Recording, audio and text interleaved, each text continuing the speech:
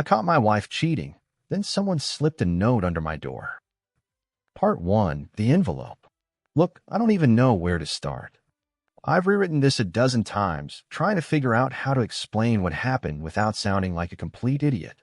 But maybe I was an idiot. Maybe I still am. You can decide. It all started with a damn envelope. It was a Tuesday. I remember that clearly. I just got home from work, exhausted like always, because that's what life is when you're 36 and running on caffeine and obligation. My wife, Emily, was in the kitchen, humming some song I didn't recognize, making dinner like everything was fine, like everything was normal. But then I saw it. An envelope sitting on the kitchen counter. Plain, white, unmarked, except for my name written on the front. Not babe or honey like Emily usually called me. Just my name, Jonathan. Now, you have to understand something. We didn't do notes. We lived together, talked every day. If she had something to say, she'd just say it. So right away, my gut told me something was off. I picked it up. It felt heavy, not physically, but in that way that makes your stomach tighten like it knows something your brain hasn't caught up to yet. Emily must have noticed because she turned around, wiping her hands on a dish towel. Oh, she said a little too quickly. You got home early. It wasn't early. It was 6:30. Same time as always. What's this? I asked, holding up the envelope. She hesitated. Just for a second. Just long enough for me to catch it. Then she smiled, too wide, too forced. Just something I wrote, she said. Go ahead, open it. So I did. And that was the moment my life fell apart. Inside was a single sheet of paper, folded neatly. I unfolded it, my hands already starting to shake, and I read the first line. Jonathan, by the time you read this, I'll be gone. I blinked. Read it again. What the hell is this? I asked, looking up at her. She just stared at me. Didn't say a word. Didn't need to. My eyes went back to the paper. I know you're going to have a lot of questions. And I need you to believe that I never meant for things to end this way. But there's something I have to tell you, something I should have told you a long time ago. I looked at her again, my pulse hammering. Emily, I said, my voice barely more than a whisper. What is this? She swallowed hard. Just keep reading. So I did. And what I read next made my blood run cold. For the past 2 years, I've been having an affair. There it was. A single sentence, black ink on white paper, but it might as well have been a bullet between the eyes. I felt my knees go weak. My mouth went dry. Everything in me wanted to believe this was some kind of joke, some twisted prank. But Emily wasn't laughing. She wasn't even blinking. I kept reading. It wasn't planned. I never set out to hurt you. But I met someone and things happened. I tried to stop, but I couldn't. And now it's too late. My vision blurred. I didn't want you to find out this way. But I knew if I told you in person, you'd try to stop me. You'd try to fix this. And you can't. I gripped the counter to steady myself. My head was spinning. By the time you read this, I'll already be gone. Please don't try to find me. Please don't come looking. Just let me go. There was no, I'm sorry. No, I love you. Just let me go. I looked up at her. She wasn't crying. She wasn't begging for forgiveness. She just stood there. And that's when I realized something. Something that made my stomach twist into a knot so tight I thought I might throw up. She hadn't packed a single bag. She wasn't leaving. She was still here. And that meant one thing. This wasn't a confession. This was a test. And I had no idea what the hell I was supposed to do next. Part 2, the game. I don't know how long I stood there, staring at that letter, my mind refusing to process what I just read. My wife, the woman I'd loved for 11 years, the woman I'd built a life with, had just confessed to 2 years of betrayal. And she was standing in front of me like it was just another Tuesday night. The sound of the faucet dripping in the sink was deafening. The clock on the wall ticked like a bomb, counting down to something I wasn't ready for. I swallowed hard, my throat dry as sandpaper. You're still here, I finally said, my voice barely more than a whisper. She didn't answer right away. Instead, she reached for the envelope, like she wanted to take it back, erase the words, pretend none of this was happening. But I pulled it away before she could touch it. Jonathan, she said carefully, I need you to listen to me. Oh, I am listening, I said, my voice shaking now. 2 years, Emily? 2 years. She flinched but didn't look away. I wanted to tell you sooner, she said. I tried. But every time I looked at you. You what? I snapped. You felt bad? You felt guilty. I let out a bitter laugh. You sure as hell didn't feel guilty enough to stop, did you? Emily pressed her lips together, her hands gripping the edge of the counter like she was bracing for impact. I know you're angry. Angry? I repeated, laughing again, but it came out sharp and hollow. No, Emily, I'm furious. I'm sick. I stopped. Something in her face changed. Not fear. Not regret. Relief. Like this was exactly what she wanted. That was when I knew. This wasn't just a confession. This was a trap. My pulse pounded in my ears as realization sank in. This wasn't an apology. This wasn't her asking for forgiveness. This was something else. Something much, much worse.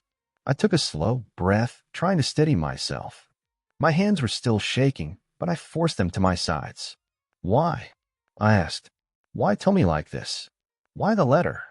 Why not just pack your bags and go? Emily hesitated, and for the first time, I saw something in her eyes that almost looked like regret. But not the kind you'd expect.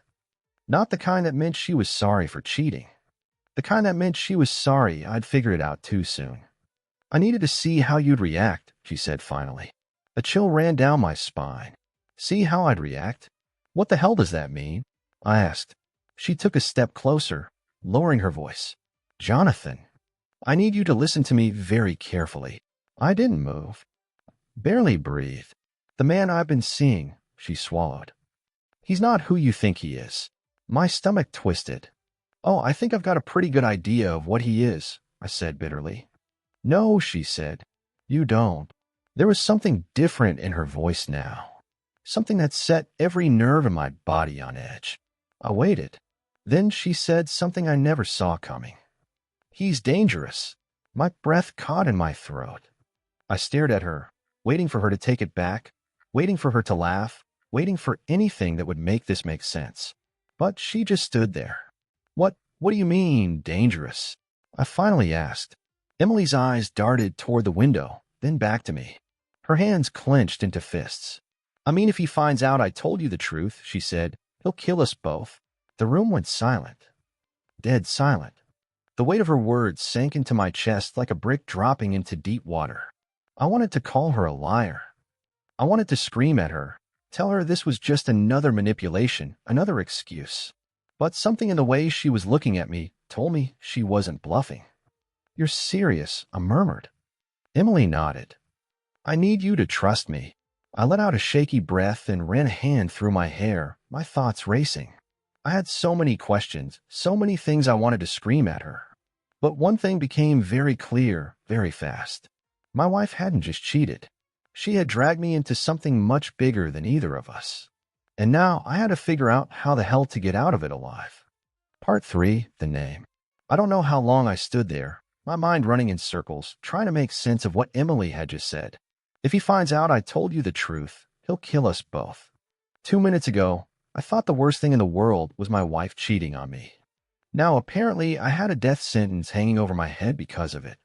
You need to start talking, I said, my voice low. Emily swallowed.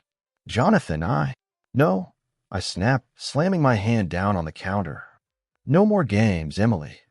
You've already lied to me for 2 years. I don't care how scared you are. I don't care how much you regret this. You tell me everything. Right now. She flinched. Then, slowly, she nodded. I crossed my arms, trying to ignore the way my hands were still shaking. Start with his name. Emily hesitated. That was all I needed to see. You don't even know his real name, do you? I said. She bit her lip. Jesus Christ. I let out a bitter laugh, shaking my head. Unbelievable. I do know it, she said quickly. At least, I think I do. He told me his name was Daniel. I narrowed my eyes. Told you. Emily exhaled through her nose, looking away. I met him at a coffee shop. One of those little places downtown, the kind with the chalkboard menus and overpriced lattes. He just started talking to me one day. It was innocent at first. right? I muttered. All affairs start out innocent. She winced but kept going. He was charming, confident. I don't know how to explain it, Jonathan, but he just knew things. What kind of things? She hesitated again. Emily. She closed her eyes. About you. A slow, creeping dread curled in my stomach. What do you mean? I asked carefully. Emily licked her lips, glancing at the window again like she expected someone to be watching. The first time we had coffee together, he asked how my husband was doing. I told him I was married, but I didn't tell him your name. He already knew it. My heart skipped. I thought maybe he'd seen my wedding ring and just assumed, she continued. But then he started bringing up details. Your job. Where you went to college. He even mentioned that time we went to California for our anniversary. I felt cold all over. He knew everything, she whispered. I forced myself to breathe. You're telling me this guy had information on me before you even told him? Emily nodded. My pulse pounded in my ears. I didn't believe in coincidences. And even if I did, this wasn't one. I took a slow step back, pressing a hand to my forehead. You need to tell me the truth, Emily. Did you ever think this was more than just an affair? Her face crumpled, and I saw it the moment she realized she wasn't just a cheater. She was a pawn. I thought it was just, I don't know, some weird, intense connection, she whispered. But looking back now, Jonathan, I think he was watching us. Even before I met him, a chill ran down my spine. I'd spent the past 10 minutes thinking my wife's biggest betrayal was sleeping with another man. But this wasn't just some guy. This was someone who had been targeting us. And now my wife had just told me the one thing that could get us both killed. I ran a hand through my hair, trying to suppress the panic clawing at my throat. Where is he now? Emily shook her head. I don't know. I didn't believe that for a second. Don't lie to me, I warned. I'm not lying, she snapped. I haven't seen him in a few days. I told him I needed space, that I felt guilty, and she stopped. My stomach twisted. And he what? Emily swallowed hard. He got angry. I clenched my jaw. Define angry. She hesitated again, and that hesitation was the only answer I needed. I turned away, my mind racing. I needed a plan. I needed to figure out who the hell Daniel really was. And most of all, my phone buzzed. Emily and I both froze. Slowly, I pulled it out of my pocket. Unknown number. My heart pounded. The message was short, simple. You should have let her go, Jonathan. My mouth went dry. Emily saw the look on my face. What is it? I didn't answer. Instead, I turned my phone around and showed her the screen. She gasped, her hand flying to her mouth. A second message came in. Now I have to come say hello. I looked up at Emily. Her face was pale. A car engine rumbled outside. Then, headlights flooded through the window. Someone was here, and I had a terrible feeling we were already out of time. Part 4, The Visitor. The headlights cut through the window like a knife.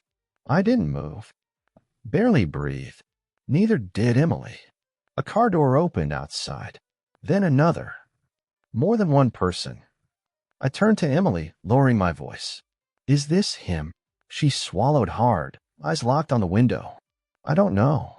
I didn't believe that. Not for a second. Jonathan, she whispered, we need to... A knock. Not frantic. Not aggressive. Just deliberate. I exhaled slowly, my hands clenched into fists. My mind was racing, trying to process every possibility at once. If I opened that door, was I about to stare into the face of the man who had been sleeping with my wife? Or worse, was I about to meet someone I wasn't meant to walk away from? Another knock. Harder this time. I glanced at Emily. Tell me the truth. Right now. What the hell does he want? Her lips parted, but no sound came out. I didn't have time for this. I grabbed the nearest thing I could use as a weapon, a heavy glass whiskey bottle from the counter, and started toward the door. Emily grabbed my wrist. Jonathan, don't. I yanked free and kept moving. My pulse was hammering. Every instinct in me was screaming to be careful, to be smart, but I couldn't just stand there like a sitting duck. I reached the door.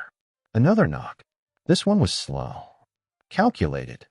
I gripped the bottle tighter, sucked in a breath, and opened the door. A A man stood on my porch. Tall, dark hair, neatly combed. Black leather jacket over a button-up shirt. He looked ordinary, like the kind of guy you'd pass on the street and never remember. But his eyes were sharp, cold, studying me like I was a puzzle he was about to solve. He smiled. "Evening, Jonathan." My stomach dropped. He knew my name. I tightened my grip on the bottle. "Who the hell are you?" The man tilted his head slightly, like he was amused. "Is that any way to greet an old friend? I don't know you." His smile didn't fade. "No, but I know you." Something moved in my peripheral vision. I shifted just in time to see a second man step into view, standing a few feet behind him. This one was stockier, arms crossed over his chest, eyes locked on me like he was waiting for a reason to break something. A chill crawled up my spine. I turned my attention back to the first guy. "Let me guess," I said. "Daniel." His smile widened. "Bingo." "You know," he said, glancing past me into the house, "I expected to see Emily standing beside you. Where's she hiding?" I didn't move. "What do you want?" Daniel let out a soft chuckle, like this was all some big joke. "Straight to business." "I respect that." He tucked his hands into his pockets. "The thing is, Jonathan, your wife and I have unfinished business." My jaw tightened. "She's not your business anymore." Daniel exhaled sharply, shaking his head like I just said something stupid. "Come on. You and I both know it's not that simple." His expression darkened just a little. "She made me a promise. I didn't know what that meant. And I didn't care." "Leave," I said. Daniel clicked his tongue. "See, that's not how this works." The second guy took a step closer. I tensed. Daniel's smile returned. "Relax," he said. "I didn't come here to fight. I came here to talk. I wasn't stupid." That was a lie. Daniel must have seen the suspicion in my eyes, because he sighed and pulled something out of his jacket pocket. A small envelope, just like the one Emily had left for me. He held it up. "This," he said, "is my insurance policy." I frowned. "Insurance for what?" Daniel's smile faded. His eyes locked onto mine, and for the first time, I saw what Emily had been trying to warn me about. There was something in him that wasn't normal. Something dangerous. "Why don't you open it and find out?" he said. I hesitated. My gut told me whatever was in that envelope. I didn't want to see it. But Daniel was watching me closely, and something told me if I didn't take it, this situation was about to get a lot worse. So I reached out and grabbed it. Daniel stepped back, slipping his hands into his pockets again. "You'll want to read that sooner rather than later," he said. I didn't respond. I was too busy staring at the envelope, my fingers trembling slightly. Daniel nodded toward the house. "Tell Emily I said hi." Then he turned, walked down the steps, and got into the car. The second guy gave me one last look, something between a warning and a promise, before following him. The engine rumbled to life. A second later, they were gone. I stood there in the doorway, the envelope in my hand feeling heavier than it should have. Slowly, I turned and shut the door. Emily was standing a few feet away, her face pale. "What did he say?" she whispered. I didn't answer. I just held up the envelope. Her breath caught. "Jonathan, don't open it." My heart pounded. I looked down at the envelope in my hands. Then, without a word, I tore it open. And what I saw inside made my entire body go cold. Part 5, The Truth. I pulled out the contents of the envelope with numb fingers. There were two things inside. The first was a photograph. The second was a note. I looked at the photo first, and immediately my stomach twisted. It was Emily, sitting at a small cafe table, smiling. Across from her sat Daniel. They were mid-conversation. His hand was on hers, but that wasn't the part that made my blood run cold. It was the date stamped in the bottom corner. 2 years ago, the same week she first met him. My breath caught. I lifted my eyes to Emily. She wasn't looking at the picture. She was looking at me. Her face was pale, her lips slightly parted, eyes filled with something between guilt and fear. And in that moment, I realized something. She hadn't just been caught in an affair. She'd been lying to me from the very beginning. I exhaled shakily and unfolded the note. "Jonathan, I wasn't lying when I said I know you." I've known you for a long time. Emily was never supposed to tell you about me. That was the deal. But now that she has, I think it's only fair you know the full story. Check the basement. I stopped breathing. The basement. I lifted my head slowly. Emily's entire body had gone rigid. That told me everything. She knew what was down there, and she didn't want me to find out. I took a step toward her. What is this? My voice was quiet. She didn't answer. I held up the note. Emily, what is this? She finally spoke, but her voice was barely above a whisper. Jonathan, please don't go down there. Something in my gut twisted violently. I didn't respond. I just turned and walked past her. Jonathan, wait. I didn't stop.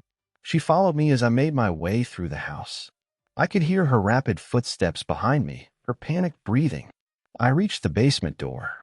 My hand hovered over the knob. Don't, Emily begged. I turned the handle. The door creaked open. Darkness. Cold air rushed past me.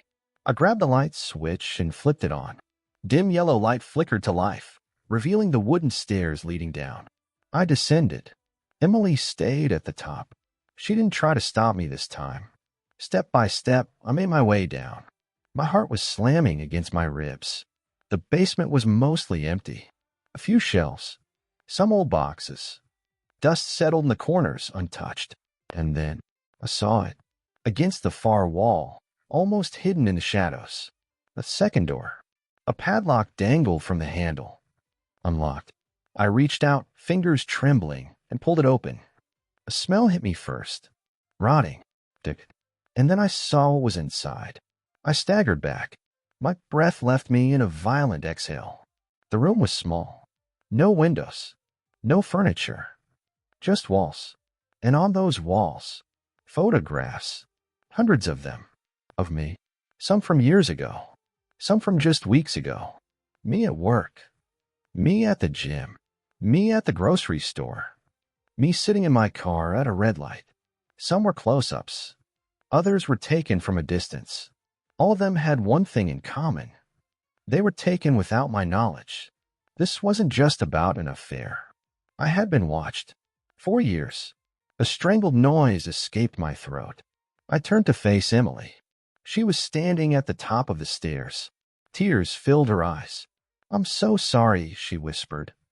I opened my mouth, but before I could say anything, a noise behind me, a slow, deliberate creak, like someone shifting their weight. I went rigid. My pulse slammed into my throat. I wasn't alone down here. I turned, and in the farthest corner of the room, a shadow moved. The dim light barely reached that side of the basement, but I saw it. A figure, tall, standing perfectly still, watching me. I couldn't breathe. I opened my mouth to scream. The light bulb flickered, and then darkness.